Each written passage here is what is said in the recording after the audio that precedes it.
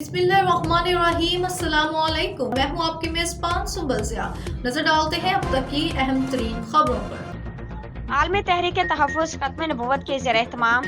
Social media पर बहुत ज़्यादा तौहीन आमेज़ मवाद के ज़रिए मुसलमानों की दिल आज़ारी करने वाले मलऊन रज़ा नामी मर्तद व गुस्ताख और कादियानियों के बढ़ते हुए फितना इर्तिदाद यानी मुसलमानों को इस्लाम से कुफर की तरफ ले जाने और कादियानियों पर मर्तद की सज़ा के नफाज का मुतालबा करने के लिए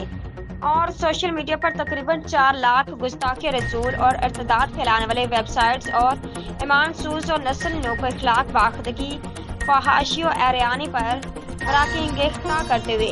ज़राए अबलाग और बढ़ते हुए इसराइली जुल्म और बर्बरियत के खिलाफ नेशनल प्रेस क्लब इस्लामाबाद के सामने पुरअमन एहतजाजी मुजाहिरा किया गया।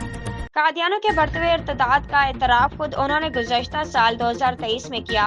और उन्होंने कहा, हमने तकरीबन 2.25 लाख लोगों को कादियानी यानी मर्तद बनाया है।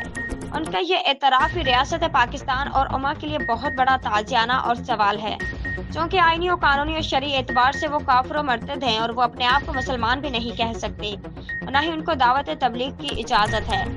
मगर वो आईनी और कानूनी शरई और रियासती कानून की पामाली करके लोगों को मुसलसल मर्तद बना रहे हैं।